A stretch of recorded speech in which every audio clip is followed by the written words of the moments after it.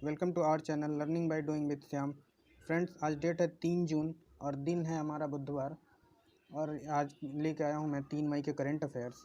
उससे पहले आज की डेट से जुड़ी हुई घटनाएं देख लेते हैं, यानी तीन जून के जो घटनाएं हैं इस डेट से जुड़ी हुई पिछली, उसको देख लेते हैं। फ्रेंड, उससे पहले अगर मेरे चैनल को अभी तक सब्सक्राइब नहीं किया है तो प्लीज़ पहले सब्सक्राइब कर लीजिए। आज ही के दिन 3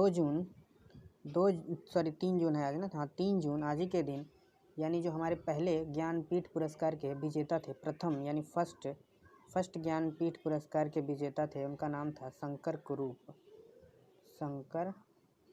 उनका जो जन्म हुआ था आज ही के दिन 1901 में। तो ये 3 जून की हिस्ट्री हम बता रहे हैं आपको। और ये फर्स्ट जो हमारे ज्ञानपीठ पुरस्कार के विजेता थे, उनका नाम था शंकर कुरूप। उनका जन्म हुआ था 1901 में। अगला देखते हैं आज की डेट से। फ्रेंड, 3 जून 1915 में ब्रिटिश सरकार ने रविंद्रनाथ टैगोर को नाइटहुड की उपाधि से नवाजा था। कब? 1915 में। 3 जून 1915 को ब्रिटिश सरकार ने रविंद्रनाथ टैगोर को नाइटहुड की उपाधि से सम्मानित किया था। अगला देखते हैं। फ्रेंड्स, आज ही के दिन 3 जून 1918 की बात की जाए अगर, तो इसमें महात्मा गांधी ने इंदौर में हिंदी साहित्य सम्मेलन का आयोजन किया था। कहाँ पे? इंदौर में हिंदी साहित्य सम्मेलन का आयोजन किया था महात्मा गांधी ने 1918 में। फिर बात की जाए 1924 की। 1924 में तमिलनाडु के जो 5 बार के मुख्यमंत्री रहे एम करुणानिधि, अपने नाम सुना होगा, करुणानिधि, इनका जो है निधन हो गया था। जन्म हुआ था 1924 में। 1924 में 3 जून को एम करुणानिधि जो 5 बार जो मुख्यमंत्री रह चुके हैं तमिलनाडु के, उनका जन्म हुआ था। फ्रेंड, आज बात की जाए 3 जून 1930 की। तो 1930 में जो 1930 में एक ऐतिहासिक रेल हड़ताल हुआ था, जिसको पूर्व रक्षा मंत्री जॉर्ज फर्नांडिस, इनका जो है जन्म हुआ था।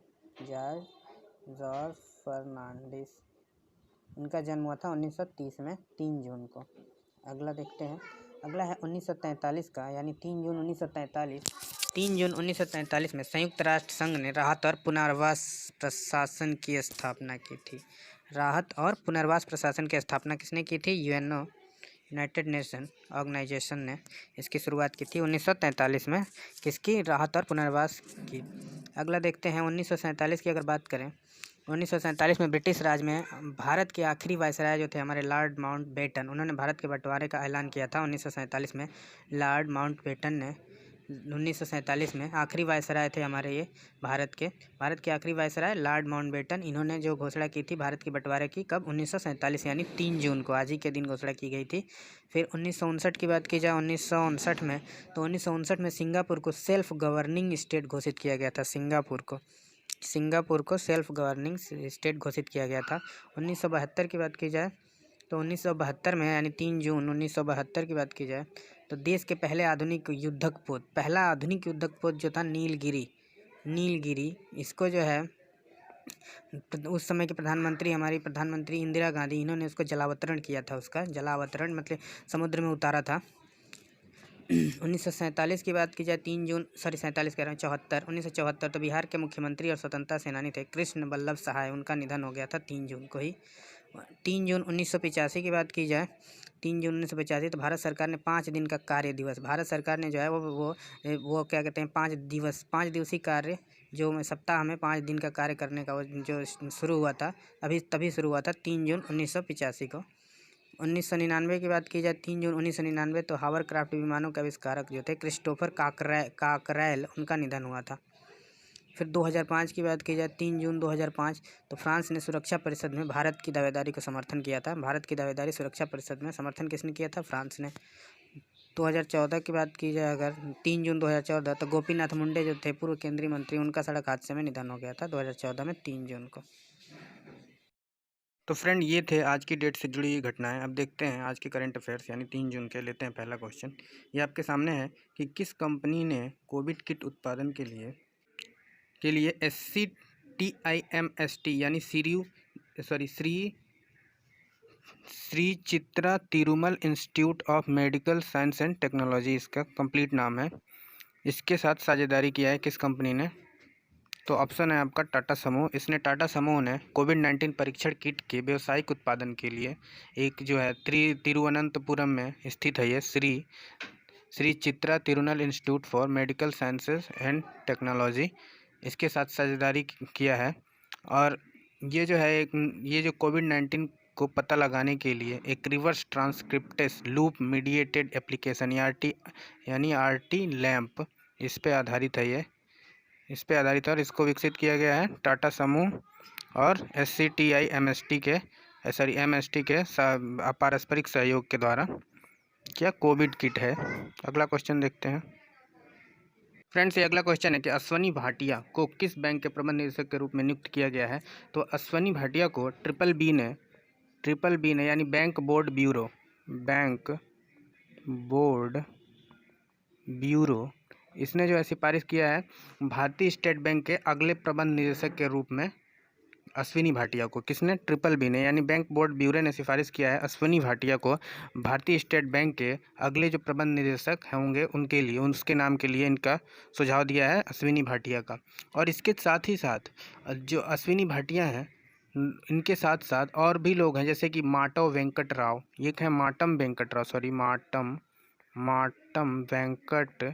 राव, इनको जो है सेंट्रल बैंक ऑफ इंडिया उसके MD और CEO के रूप में इनको नियुक्त किया गया। MD और CEO के रूप में इनकी सिफारिश की गई है किसकी? माटम वेंकट राव को। और फिर PP सेन गुप्ता हैं एक, PP सेन गुप्ता, इनको जो इंडियन ओवरसीज बैंक के MD और CEO के रूप में इंडियन ओवरसीज बैंक के MD और CEO के रूप में किसका नाम सुझाया गया है? PP Sen Gupta. Central bank of India के CEO और MD के रूप में माटम वेंकट राव, और स्टेट बैंक के प्रबंध निदेशक, अगले जो प्रबंध निदेशक होंगे उसका नाम अश्विनी भाटिया। इन तीनों लोगों का नाम सुझाया गया है ट्रिपल बी के द्वारा यानी बैंक बोर्ड ऑफ ब्यूरो के द्वारा। ये जो है अश्विनी भाटिया वर्तमान में जो है SBI में उप प्रबंध निदेशक हैं। SBI यानी स्टेट बैंक ऑफ इंडिया में ये वर्तमान में उप प्रबंध निदेशक हैं। अगला क्वेश्चन देखते हैं फ्रेंड्स। ये अगला क्वेश्चन है कि पहली निजी कंपनी का नाम क्या है जो अंतरिक्ष यात्रियों को अंतरिक्ष में भेजती है?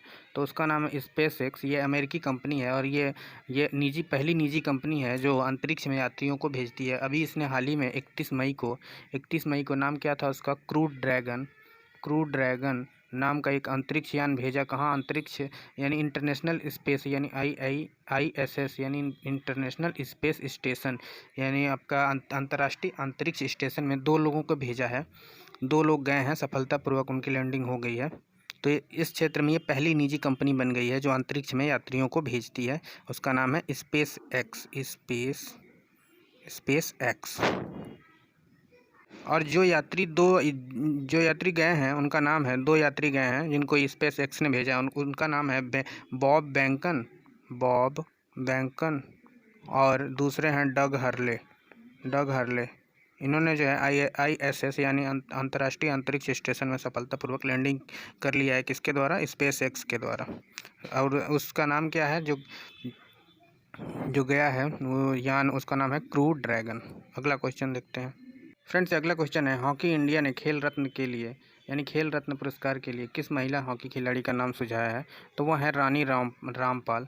ये कप्तान थी, भारतीय महिला हॉकी टीम की कप्तान थी और इनका नाम जो है हॉकी इंडिया ने खेल रत्न पुरस्कार के लिए इनकी अनुशंसा की है यानी भेजा है, सिफारिश किया है। जबकि इसके साथ ही साथ ये जो नाम नीचे आपको दिख रहे हैं, वंदना कटारिया, मोनिका, हरमनप्रीत सिंह, इन तीनों लोगों का नाम जो है अर्जुन अवार्ड के लिए भेजा गया है, पुरस्कार के लिए भेजा गया है। यानी किसके लिए? अर्जुन पुरस्कार के लिए इनका नाम सुझाया गया है, अर्जुन पुरस्कार के लिए इन तीनों लोगों का नाम। और रानी रामपाल का खेल रत्न के लिए। इसके साथ ही साथ major Dhyan Chand lifetime achievement पुरस्कार के लिए भारत के पूर्व खिलाड़ी RP सिंह और एक और हैं तुषार खांडेकर। तुषार खांडेकर, आप समझ जाना। इनका नाम क्या, लाइफ टाइम अचीवमेंट पुरस्कार यानी ध्यानचंद लाइफ टाइम अचीवमेंट पुरस्कार के लिए इनका नाम सुझाया गया है। और इसके साथ ही साथ एक कोच हैं बीजे करियप्पा, इनका नाम जो सुझाया गया है द्रोणाचार्य पुरस्कार के लिए। और बीजे करियप्पा हैं और इसके साथ साथ एक और नाम है रमेश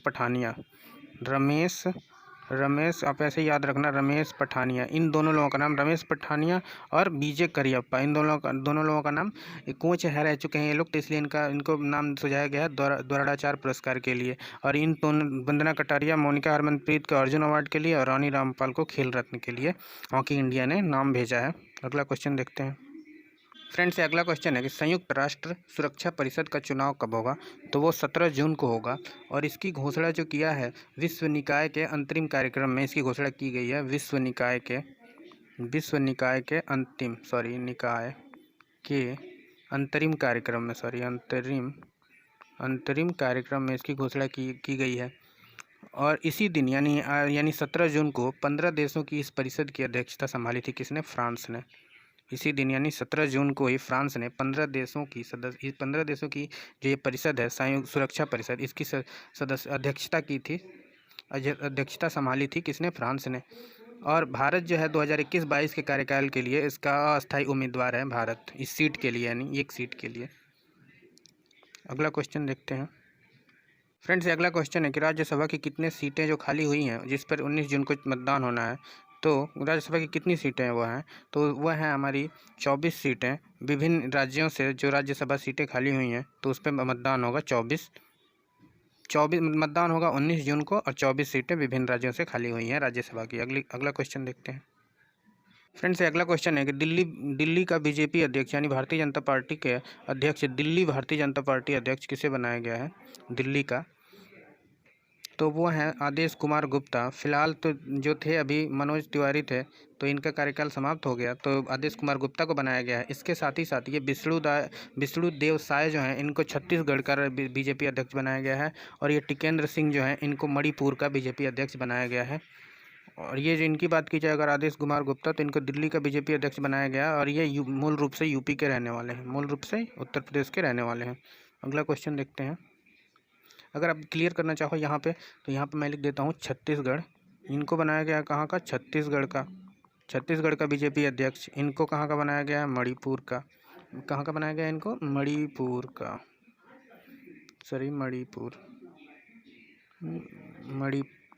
इनको मणिपुर का। और ये पहले बीजेपी के यानी दिल्ली बीजेपी के अध्यक्ष, अब इनको हटा के बनाया गया किसको? आदेश कुमार गुप्ता को। अगला क्वेश्चन देखते हैं फ्रेंड्स। अगला क्वेश्चन है कि हाल ही में वन नेशन वन कार्ड योजना में और कितने राज्यों को शामिल किया गया? तो 3 राज्यों को और शामिल किया गया इसमें।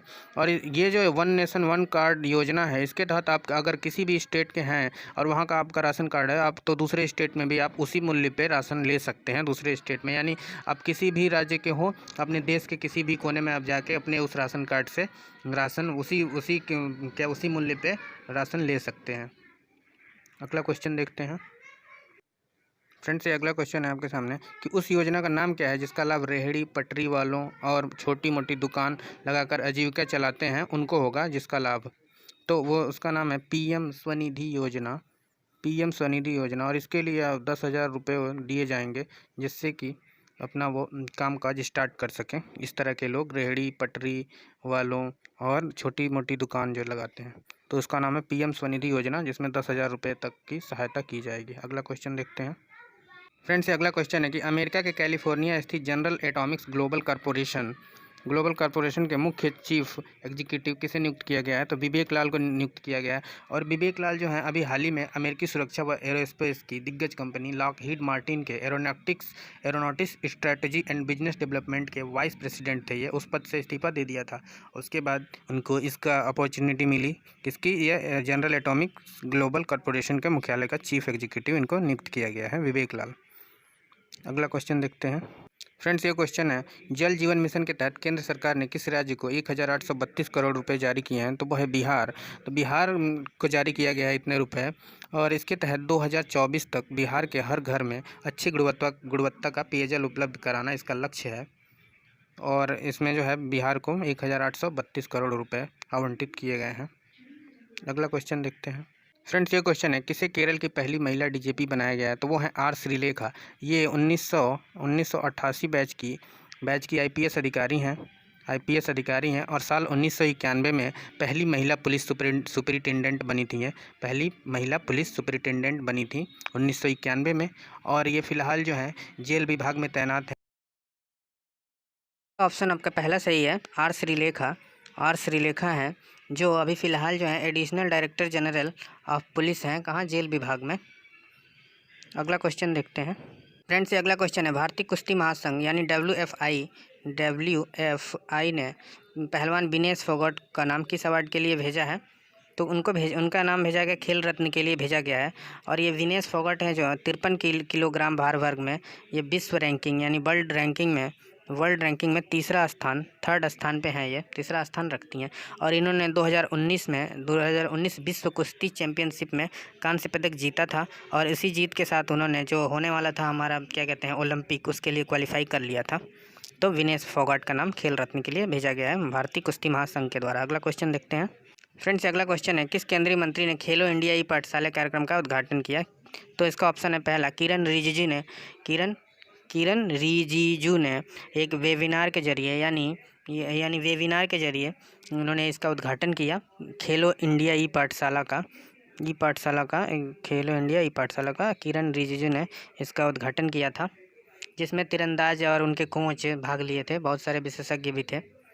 तो इसका ऑप्शन पहला है सही। अगला क्वेश्चन देखते हैं। फ्रेंड्स, अगला क्वेश्चन है, हाल ही में किसे इस्पात मंत्रालय का सचिव बनाया गया है? तो वो हैं प्रदीप कुमार त्रिपाठी। ये जम्मू कश्मीर कैडर के आईएएस अधिकारी हैं, आईएएस, और इन्होंने इस्पात मंत्रालय का सचिव का पदभार संभाल लिया है। इससे पहले जो है त्रिपाठी यानी प्रदीप कुमार त्रिपाठी जो थे, ये कार्मिक और प्रशिक्षण विभाग में विशेष सचिव और स्थापना अधिकारी के रूप में तैनात थे। अगला क्वेश्चन। फ्रेंड्स, अगला क्वेश्चन है, किस बैंक ने डीटीएच कंपनी यानी डायरेक्ट टू होम सेवा देती है कंपनी, वो कौन सी कंपनी है जिसने डीटीएच कंपनी यानी डायरेक्ट टू होम सेवा देती है, वो कंपनी का नाम है डिश, और इसमें हिस्सेदारी खरीदी है वो किस बैंक ने इस कंपनी में यानी डिश कंपनी में हिस्सेदारी खरीदी है? यस बैंक ने। इसने जो है 24.19% की हिस्सेदारी खरीदी है डिश में, और ये इसलिए खरीदी है क्योंकि डिश टीवी और कुछ अन्य कंपनियां जो हैं ये कर्ज के रूप में यस बैंक में कर्ज के रूप में कुछ एवज गिरवी के रखी हैं, अपना गिरवी रखी हुई हैं। तो उसी गिरवी रखे गए रुपये से यानी 44.53 करोड़ रुपए के शेयरों का अधिग्रहण कर लिया है इसने, यस बैंक ने।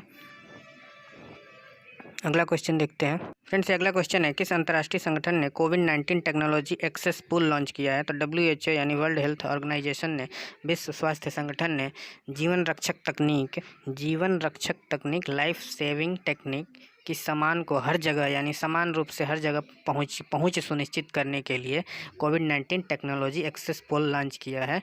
यह कदम तब उठाया गया है जब 37 देश जो हैं विश्व स्वास्थ्य संगठन से इन्होंने गुजारिश की है कि संयुक्त रूप से जो दवा है, टीका बने, या जो भी उपकरण हैं हमारे मेडिकल वाले, जिससे नैदानिक उपकरण, उनके समान पहुंच हो, हर देश के पास, सबके पास समान स्वामित्व हो।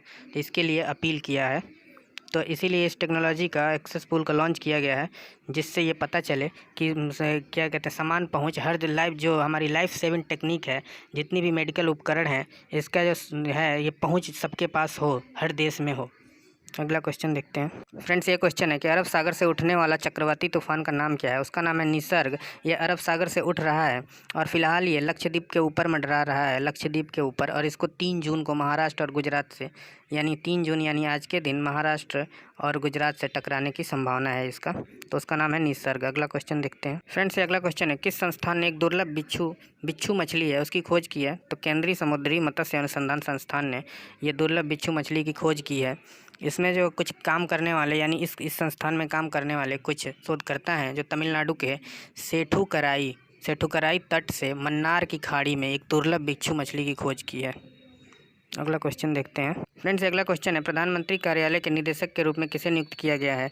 तो वो है मीरा मोहंती को प्रधानमंत्री कार्यालय के निदेशक के रूप में नियुक्त किया गया है। और ये जो है HP यानी हिमाचल प्रदेश कैडर की 2005 बैच की IAS अधिकारी हैं। हिमाचल प्रदेश कैडर की 2005 बैच की IAS अधिकारी हैं मीरा मोहंती, और इनको जो है निदेशक नियुक्त किया गया है प्रधानमंत्री कार्यालय का। वर्तमान में जो है ये कैबिनेट सचिवालय के निदेशक के रूप में काम कर रही हैं, वर्तमान में कैबिनेट सचिवालय के निदेशक के रूप में। अगला क्वेश्चन देखते हैं फ्रेंड्स। अगला क्वेश्चन है, लंदन स्थित प्राकृतिक इतिहास संग्रहालय का ट्रस्टी किसे बनाया गया है? तो वो हैं एडविंदर मल्ही। 4 साल के लिए इनको बनाया गया है, 4 साल के लिए।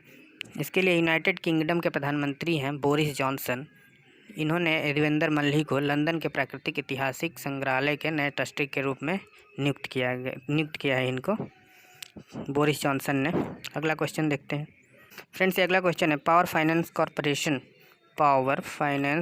कॉरपोरेशन के मुख्य प्रबंध निदेशक के रूप में किसे नियुक्त किया है? तो वो है रविंदर सिंह ढिल्लो। इनको नियुक्त किया गया है पीएफसी के मुख्य प्रबंध निदेशक के रूप में इनको नियुक्त किया गया है, यानी CMD के रूप में। कब तक नियुक्ति मिली है इनको? 2023 यानी मई 2023 तक। अगला क्वेश्चन देखते हैं। तो फ्रेंड ये था आज का, यानी 3 जून के करंट अफेयर्स। कैसा लगा बताइएगा। ये लास्ट क्वेश्चन था आज का, जिसका आंसर D था। तो प्लीज़ अगर चैनल को सब्सक्राइब नहीं किए हैं तो सब्सक्राइब कर लीजिए, कमेंट करके बताइए कैसा लग रहा है। मिलते हैं आपसे नेक्स्ट डे यानी कल 4 जून के करंट अफेयर्स के साथ। तब तक के लिए धन्यवाद।